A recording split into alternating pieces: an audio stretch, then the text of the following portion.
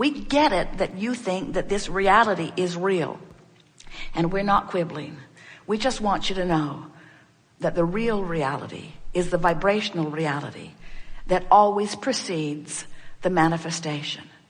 And if you can just hear us when we say to you that your emotions are not about your observation of the reality that has already taken shape and form. Your emotions are about the reality that is in the vibrational sphere that you are moving toward. In other words, what you feel is about this vibrational reality and your relationship to it. That was big. Did you get that? We have not said that clearly before. So here, we'll say it again. Your emotions, every one of them, are about this vibrational reality. How you feel is about this vibrational reality and your right now, in the moment, thought process relative to it. So now we'll say it in another strong way. If your life in this body had not caused you to move to a new place vibrationally, and if the larger part of you had not already taken it as the new and improved you and become it present tense, you would never feel negative emotion. So negative emotion means every single time you've expanded to something that you're disallowing with your current active thought. So think about what that means. If you are paying your bills and feeling discouraged, that discouragement is based upon what you are calling reality. We say, no, that isn't it. That discouragement is not because of your current reality. It's because of your depriving yourself of your vibrational reality. You see, we know as physical beings, you've been using words like faith and hope for a while, a long while. And we want you to understand that what the true accomplishment that a feeling of faith or hope will give you is it causes you to distract yourself from beating the drum of what is. And it puts you in a suspension that allows what is already amassed vibrationally to manifest physically. And if you don't allow that release of resistance, it can't manifest. We get it that you can't look at a situation and really define it differently than it is. There's too much fact, too much evidence, too many others focused upon it and pointing at it in the same way. We get that. But we want you to withdraw your attention from the evidence that is holding you in the evidence. We want you to stop holding yourself in the evidence that is less than you want and allow yourself to flow freely into the vibration, and we promise you the evidence will follow. Everything that you want is in this vortex of creation. Now, we've spoken it vibrationally, which is a little less comfortable for you to hear. Now we're going to break it down and give you the same seminar that we just gave you in physical terms. You can't focus on what you don't want and get what you do want at the same time. It's one or the other. And whatever you're focused upon, you're practicing the vibration of, and it's becoming very vivid in your vibration, and law of attraction is giving you what you think about, whether you want it or not. When you think about what you don't want, or even better stated, when you think of less than what you do want, you won't feel as good as you can feel. When you think about what you want, even if it hasn't manifested, you'll feel great. Everything that everyone wants is because you think you will feel better when you get it. And so what we're suggesting is that you feel better even before you get it in terms of manifestation, that you go for the feeling, which is the reason you're asking for it anyway. And when you go for the feeling and accomplish the feeling and maintain the feeling and practice the feeling and get in the vortex and be in the vortex and stay in the vortex and sustain your vibration in the vortex and practice the vibration of the vortex until you are chronically someone who's in the vortex, each and everything that you've ever asked for must come into full manifestation view for you, where everyone you know who is anywhere nearby can see it and hear it and smell it and taste it and touch it. And then they will say to you, hey, how'd you do that? And you will say, I stopped worrying about the absence of it and started feeling the vibrational presence of it, and I tuned myself to the vibration of it, and then it just showed up. That's how it works. We're eager to talk with you about anything that matters to you. Nothing is off limits. There is not one thing that you are doing that we want you to do differently. We do not want to guide your desires or your requests because we so understand the balance of your environment, and we so trust that your sifting and synthesizing of life is causing you to create magnificently just as you knew you would. And we have the privilege of standing in your vortex, in this vibrational realm, feeling the fullness of all that you have become, with such appreciation of your expansion, not just your expansion, your reason for our expansion. And we do as we told you we would do. We hold steady to the vibration of who you really are, incessantly, eternally calling you forward toward it. And when you click in, whether you just slip in because you have the good fortune of watching a little girl bouncing around the campground, or whether you slip in because you deliberately felt your way in, you reached for the best feeling thoughts you could find. Inside this vortex is who you eternally are and where you ultimately will return. We just don't think you should have to croak to get in the vortex.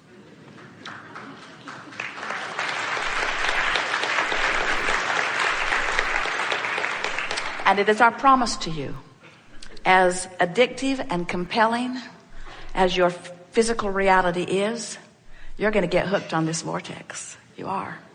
You're going to get hooked on that high feeling, that high flying feeling. You're going to get hooked on the feeling of who you really are. You're going to get hooked on that feeling of elation.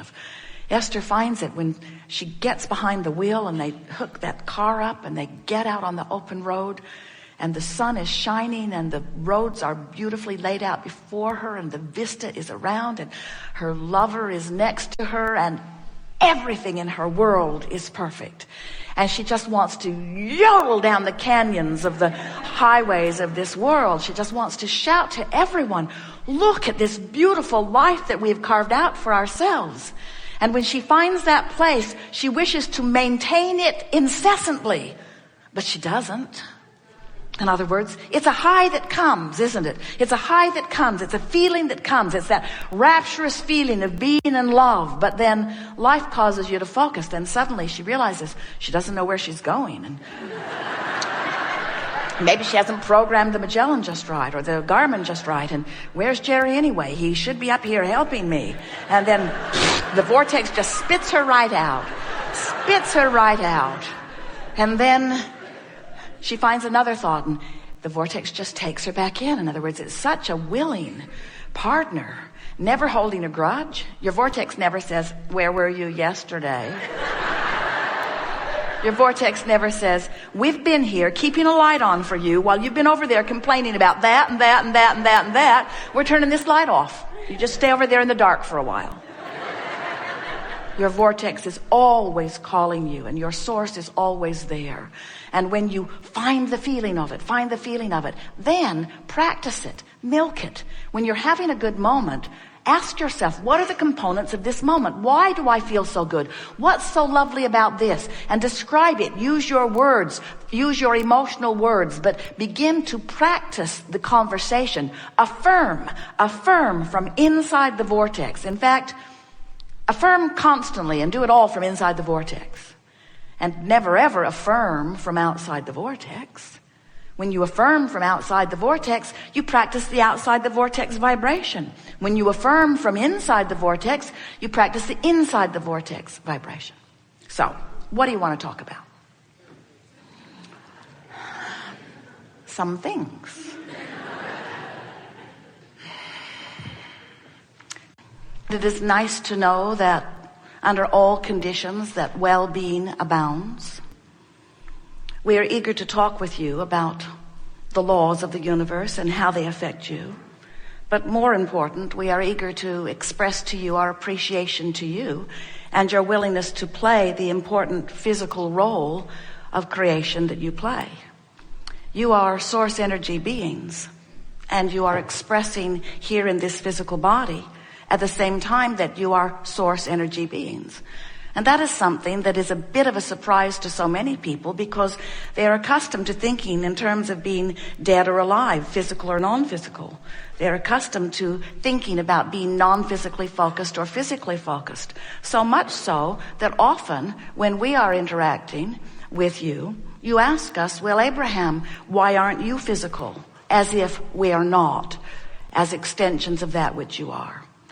You want to know when you will be non-physical, and we say, always.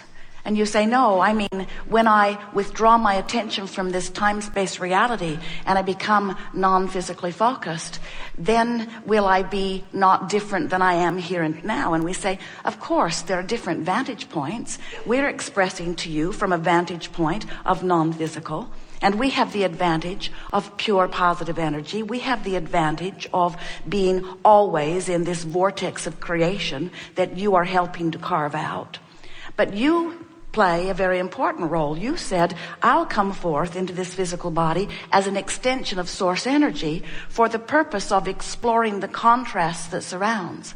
And as I explore the contrast, you said, before you made your trip from non-physical to physical, you said, as I explore the contrast, I know that it will serve me in a very powerful way, because from the contrast, you said this, I in my physical form will be able to focus clearly from my selfish perspective that which I think would be an improvement from where I stand.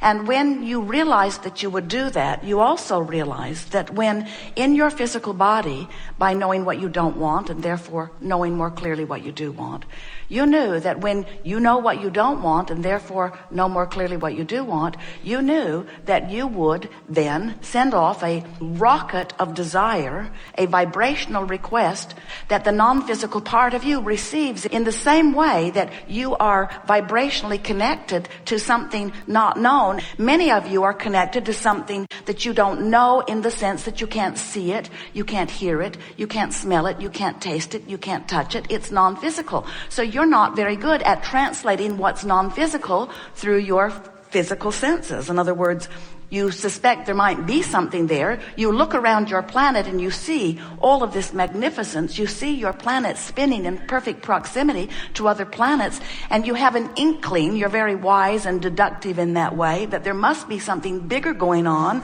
than what you can see, hear, and experience with your physical senses.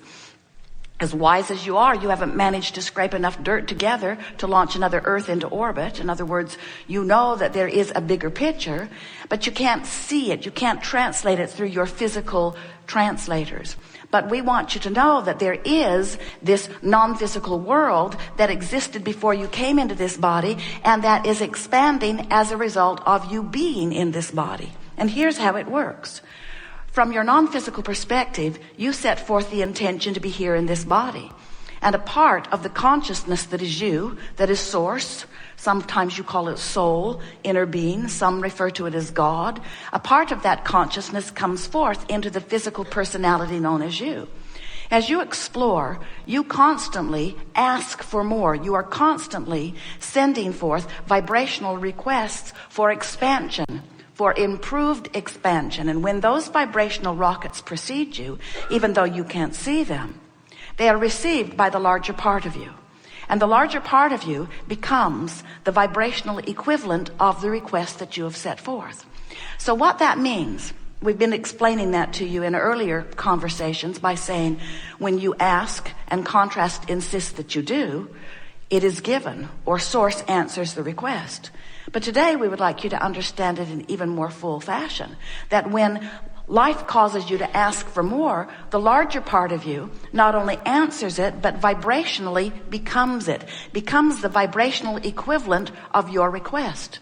What that means to you is that when you, through life, uncover what you consider to be a situation or a problem, you immediately launch, even though you don't know you've done it, the equivalent solution to that problem. In the moment that a question occurs to you, the answer occurs in the non-physical form, because every particle of the universe contains that which is not wanted and that which is wanted, or that which is wanted and that which is not wanted.